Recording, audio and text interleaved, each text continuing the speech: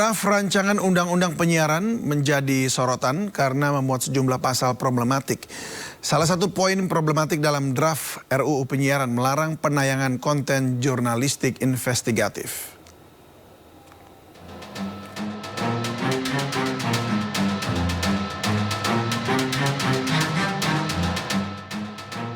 Draft rancangan undang-undang penyiaran menjadi sorotan. Pasalnya, dalam draft tersebut ditemukan sejumlah pasal yang dinilai bermasalah hingga mendapat kritik tajam dari berbagai pihak. Salah satu poin problematik dalam draft RUU penyiaran pasal 50B ayat 2 huruf C yang melarang penayangan eksklusif karya jurnalistik investigatif. Dewan Pers menekankan harus ada diskusi mendalam antara pihak pembuat RUU dengan insan pers. Karena jika draft RUU tersebut membuat pasal yang dinilai tidak dapat membungkam kebebasan berpendapat, nyatanya pers menjadi kunci dari tumbuhnya demokrasi. Komisi 1 DPR menyatakan, tidak ada maksud dari pemerintahan Presiden Jokowi maupun pemerintahan Prabowo mendatang memberangus hak-hak masyarakat. Jika disetujui, RUU penyiaran akan dibawa ke rapat paripurna DPR untuk kemudian ditetapkan menjadi RUU usulan inisiatif DPR RI. Tim Liputan iNews melaporkan. Dewan Perwakilan Rakyat tengah membahas revisi kedua undang-undang penyiaran. Dalam revisi tersebut terdapat sejumlah pasal yang dinilai bisa membungkam kebebasan pers. Dan berikut pasal-pasal kontroversial tersebut. Pasal 8A huruf Q, menyelesaikan sengketa jurnalistik khusus di bidang penyiaran. Kemudian pasal 42 ayat 2, penyelesaian sengketa terkait dengan kegiatan jurnalistik penyiaran dilakukan oleh Komisi Penyiaran Indonesia sesuai dengan ketentuan peraturan perundang-undangan. Dua pasal tersebut dianggap bertentangan dengan Undang-Undang Nomor 40 Tahun 1999 tentang pers karena selama ini sengketa ditangani Dewan Pers. Kemudian pasal 50B huruf C, standar isi siaran memuat larangan mengenai penayangan eksklusif jurnalistik investigasi. Pasal ini berpotensi menyebabkan masyarakat hanya mendapat berita-berita seremonial, alih-alih berita yang kritis. Sementara itu pasal 51E, sengketa yang timbul akibat dikeluarkannya keputusan KPI dapat diselesaikan melalui pengadilan sesuai dengan ketentuan peraturan perundang-undangan. Dan pasal ini berpotensi bertentangan dengan Undang-Undang Pers yang menyebutkan sengketa akibat pemberitaan diselesaikan dengan mekanisme di Dewan Pers.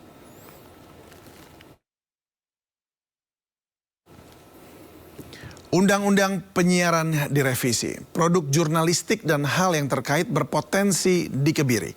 Peralihan penyelesaian sengketa ke Komisi Penyiaran dinilai merupakan upaya pemerintah mengintervensi.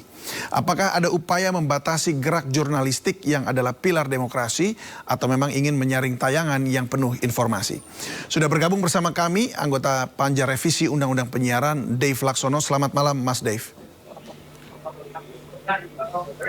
Halo Mas Dave, selamat malam. Boleh di-unmute? Ya, baik. Dan, kecil masih sedikit, kecil suaranya. Baik. Dan pula hadir bersama kami Dewan Pertimbangan Ikatan Jurnalis Televisi Indonesia, IJTI, Imam Wahyudi. Selamat malam Mas Imam. Selamat malam David, selamat malam Bang Dev. Baik. Saya ke Mas Imam terlebih dahulu. Mas, apa bahaya atau potensi bahaya dari revisi Undang-Undang Penyiaran kali ini? Ya, seperti yang tadi sempat disampaikan dalam tayangan sebelumnya, bahwa ada beberapa pasal yang agak, dalam tanda petik sebenarnya saya tidak mengatakan langsung bahwa itu mengancam, tapi berpotensi seandainya memang diartikan seperti itu. Karena sesungguhnya saya senang bahwa sekarang ada Mas Dev di sini yang bisa menjelaskan kira-kira apa maksud dari teks itu. Karena sesungguhnya kalau kita hanya melihat teksnya saja memang ini mengancam, tapi mungkin nanti bisa dijelaskan. Nah, jadi yang pasal tentang soal investigasi tadi, bahwa ada larangan untuk soal investigasi yang eksklusif tadi, itu agak mengherankan dan agak membingungkan sebenarnya. Apakah DPR dalam hal ini melihat bahwa produk jurnalistik itu sama seperti halnya produk yang non news, seperti taruhlah misalnya tayangan Liga Inggris, Liga Italia dan sebagainya, sehingga kemudian seandainya ada stasiun yang punya hak siar, dia akan melakukan secara eksklusif, orang lain nggak boleh menayangkan. Sementara kalau tayangan jurnalistik nggak seperti itu kan, artinya bahwa meskipun taruhlah misalnya iNews punya liputan eksklusif tentang judi online misalnya, bukan berarti bahwa orang lain nggak boleh ngeliput, nggak boleh kemudian menayangkan produk mereka terkait judi online itu. Jadi berbeda banget sebenarnya. Gitu. Jadi seandainya ini memang teksnya diperlakukan seperti itu, ya ini berarti itu bisa menabrak ketentuan Undang-Undang 40 tentang sensor, artinya larangan penyiaran, yang itu kemudian bisa dipidana menurut pasal 15 gitu. Baik, Pasal 18. Ya, baik. Untuk tayangan investigasi yang eksklusif ini kan, ini memang dikatakan hendak dilarang penayangannya, ya. Artinya akan diatur oleh KPI. Ya, apa yang tersirat dari rancangan tersebut kalau menurut Anda?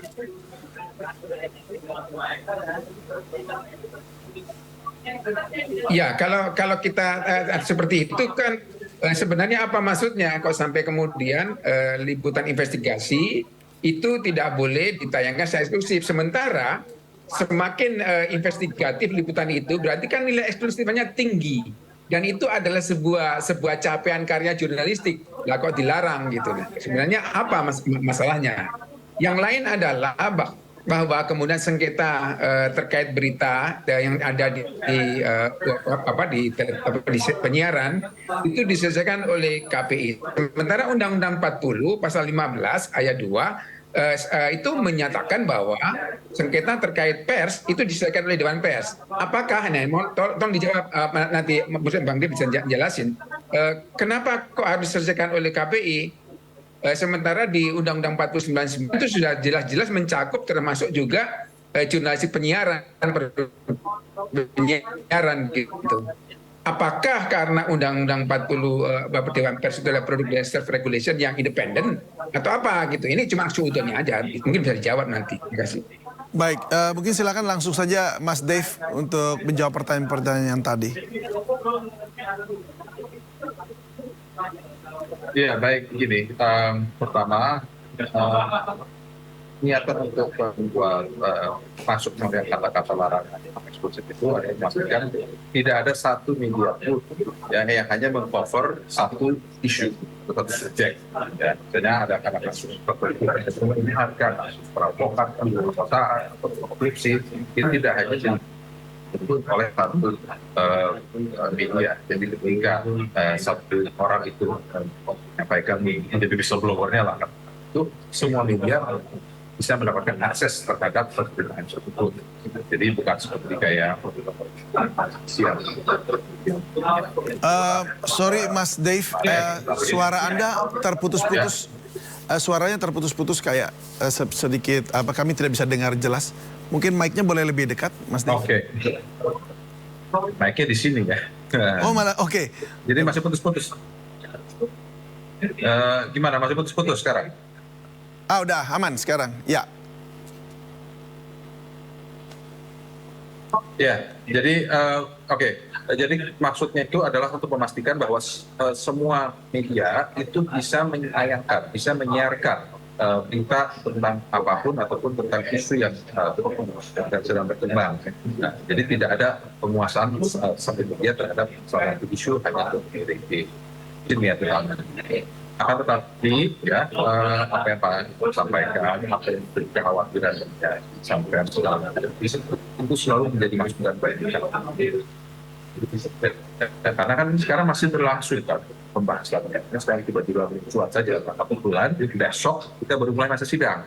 Nah, besok mulai masa sidang, kita mulai rapat-rapatnya kita jadwalkan. Kita akan undang semua pihak yang terkait, khususnya dari Dewan Pers juga, dari aliansi media, aliansi jurnalisme, dan juga pakar-pakar hukum untuk menyampaikan pandangan dan pendapatnya agar undang-undang ini bisa benar-benar kita selesaikan, undang-undang bisa benar-benar kuat, dan undang-undang ini ya kita jangan ingat ya, ini undang-undang adalah undang-undang penyiaran, bukan hanya dikompor kepada pemberitaan media di TV, tapi juga penyiaran selain di TV, di radio, juga di internet ya. Karena salah satu tujuan utama kita perbaiki di undang-undang ini kenapa? Karena undang-undang ini waktu dibuat tidak berpikir panjang bahwa dunia itu akan berkembang sejauh ini. Nah, maka itulah dilakukan revisi agar pelayanan kepada masyarakat, informasi dan hiburan yang masih baik melalui siaran terestrial ataupun siaran OTT, ya, itu sesuai dengan adat istiadat dan kebudayaan kita dan mengikuti aturan hukum yang Baik, mungkin yang ini boleh ditanggapi dulu Mas Imam, bahwa tadi kalau Mas Dave sampaikan supaya semuanya juga kemudian bisa, semua media yang lain boleh menyiarkan atau menyampaikan informasi yang sama. Tanggapan Anda? Baik, ini ada dua hal tadi yang saya tangkap. Satu, saya benar-benar saya menghargai, dan itulah memang sebenarnya saya pribadi dan teman-teman harapkan bahwa DPR itu benar-benar mendengar untuk mendengar aspirasi kita terkait beberapa pasal itu. Karena sesungguhnya kalau saya baca keseluruhan, 62 pasal itu mengatur banyak hal kan. Jadi tolonglah bahwa ini supaya kegaduhan ini jangan berlama-lama gitu. Artinya bahwa bisa diselesaikan seandainya memang maksudnya seperti yang dibilang oleh Mas Dip tadi seperti itu, ya ini harus dikelirkan. Tetapi yang paling penting adalah kalau memang maksudnya seperti itu, bahwa seandainya ada liputan yang subjek liputan yang kemudian itu jangan sampai menutup akses negara tanpa diatur pun seperti itu. Artinya semua orang bebas untuk meliput subjek-subjek tertentu. Termasuk juga seandainya kita nyatakan itu eksklusif kita kan, artinya orang lain tetap aja ya, meliput hal yang sama, kurang lebih seperti itu. Jadi nggak perlu diatur menurut saya kalau memang maksudnya seperti itu. Tapi pada saat diatur dengan teks seperti itu jadi memancing tafsiran, dan sekali lagi bahwa undang-undang pada saat kemudian terlalu banyak tafsir itu justru maka semakin complicated nanti pelaksanaannya. Jadi itu menurut saya pemecahan yang harus dilakukan adalah segera fokus untuk membahas pasal-pasal yang berpersalkan tanpa kemudian mengganggu pasalnya. Karena saya tahu betul bahwa undang-undang penyiaran itu ditunda sekian lama gitu, dan memang harus segera selesai. Tapi ya jangan juga karena ingin menyelesaikan ini kemudian mengabaikan beberapa pasal yang meresahkan itu. Kurang lebih seperti itu. Baik, sebelum kita bahas lebih dalam, saya akan mengajak Mas Dave, juga Mas Imam, dan juga pemirsa untuk melihat fakta-fakta revisi Undang-Undang Penyiaran yang baru. Pasal 8A, sengketa visual jurnalistik diselesaikan oleh Komisi Penyiaran Indonesia. Sementara kemudian penyelesaian sengketa jurnalistik biasanya hanya dilakukan di Dewan Pers.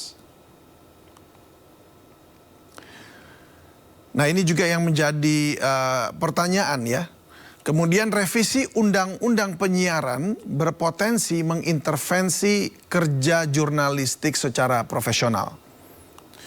Dan kemudian yang menjadi catatan ini adalah Komisi Penyiaran dibentuk melalui keputusan politik di DPR. Sehingga tentunya Komisi Penyiaran ini bisa diintervensi juga begitu. Sementara itu dalam revisi Undang-Undang Penyiaran yang baru, pasal 50B menyebutkan tayangan jurnalistik investigatif eksklusif dilarang. Saya kembali lagi ke Mas Dave. Mas Dave, tadi disampaikan oleh Mas Imam, jadi bahwa kalau selama ini sudah bebas juga, semua orang bisa meliput. Hanya mungkin siapa duluan siapa dapat begitu barangkali ya. Jadi ini karena dia duluan dia boleh tulis eksklusif. Sementara yang lain juga terbuka dan tidak ada yang melarang juga begitu. Lalu kemudian kalau yang Mas Dev tadi katakan bahwa biar semuanya juga kebagian, ini dalam konteks seperti apa? Bagaimana cara kemudian mengkoordinir informasi tersebut? Apakah artinya TV-nya harus jadi satu semua, ada atau para pemretnya dalam satu komunitas kemudian saling berbagi atau bagaimana? Ya kalau saling berbagi dan bagi-bagi kue, bukan. Jadi gini, maksudnya itu kan supaya agar jangan sampai satu media menguasai satu menyiapkan satu subjeknya sehingga terbentuk opini masyarakat tanpa mendapatkan balance informasi dari pihak-pihak itu. Tapi yang kembali lagi saya katakan ya, ini masih tahap awal, ini baru draft, nanti akan kita bahas. Ya, ini rekan-rekan seperti Mas Imam atau Bang David pun juga bisa menyampaikan pandangannya pada saat juga RTP dan membahas pasal demi pasal apa yang keunggulan, apa yang perlu tidak terbaik, apa yang tidak terbaik. Maka mari kita bersama-sama menyelesaikan karena ini kan menyangkut dengan masa depan media Indonesia, bukan luarannya ya, tapi seluruh media Indonesia. Nah ini kita membuat aturan hukum yang jelas, diberikan proteksi dan juga kepastian hukum hingga semua insan pers, insan masyarakat itu bisa memanfaatkan, menerima informasi dan juga menunjukkan hiburan yang sesuai dengan aturan dan juga sesuai dengan acara. Baik, Mas Dev, pertanyaan kedua, mengapa penyelesaian sengketa ini harus dipindah ke Komisi Penyiaran? Karena biasanya di Dewan Pers. Ya, jadi itu yang berkaitan dengan penyiaran. Jadi ketika ada isu atau permasalahan yang muncul di TV atau di radio. Nah, tapi ya kalau memang nantinya ini bertentangan, ya karena ini kan kita bawa kita masih BIM-nya dari pemerintah ya. Kalau nanti BIM-nya dari pemerintah itu sudah keluar, pandangan baru atau juga ada yang bisa sesuaikan nantinya. Jadi nanti kita dari pers kita memberikan pandangannya untuk memastikan bahwa KPI di Dewan Pers semuanya itu bisa berjalan dengan selaras. Oke, mungkin Mas Imam ada tanggapan? Ya, sesungguhnya selama ini kan banyak juga masalah di yang penyiaran, contohnya yang terkait dengan jurnalistik itu digeser ke Dewan Pers. Makanya ada MOU antara KPI dengan Dewan Pers. Sebenarnya untuk mempercepat itu, artinya bahwa masalah terkait pemberitaan meskipun itu ada di penyiaran itu menyelesaikan tetap Dewan Pers. Kenapa begitu? Karena sesungguhnya ini bagian dari implementasi dari self regulasi. Artinya bahwa masalah pemberitaan itu diselesaikan melalui mekanisme mediasi, kemudian juga nanti, dan itu pendekatannya adalah pendekatan jurnalistik. Jangan lupa di masa yang lalu itu pernah ada perbedaan tafsir antara KPI dengan Dewan Pers pada waktu adegan ciuman Kate Middleton dengan Pangeran Williams. Pada waktu itu ciuman itu dilakukan dalam konteks semacam ritual di pernikahan ya seperti di dengan agama mereka, dan itu biasa. Tetapi oleh KPI ditafsirkan bahwa itu melanggar. Tapi untuk Dewan Pers itu ada sebuah fakta jurnalistik yang bisa saja disampaikan seperti, karena ada konteksnya bahwa itu lain seandainya ciuman itu dilakukan misalnya nggak ada kaitannya dengan pernikahan seperti itu.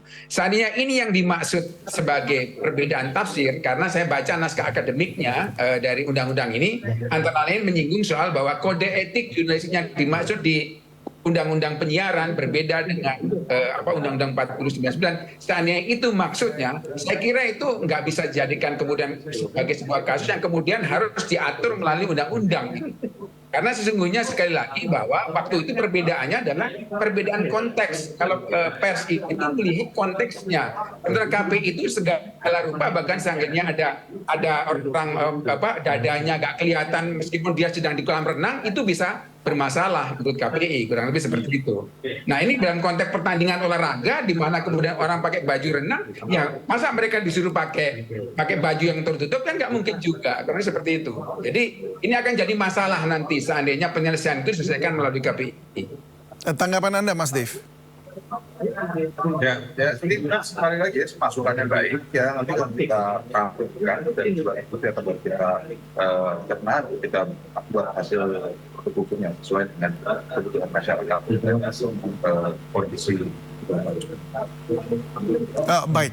Nah, kalau untuk potensi adanya irisan antara undang-undang pers atau bahkan nanti justru malah kontra begitu ya dengan undang-undang penyiaran yang kemudian baru direvisi ini. Lalu kalau dari DPR sendiri apa jalan keluarnya? Ya, pastinya kan makanya kan kita bahas masalah ini mas. Sebenarnya kan Maaf Mas Dave, maaf suaranya masih agak kurang jelas. Boleh lebih jelas lagi?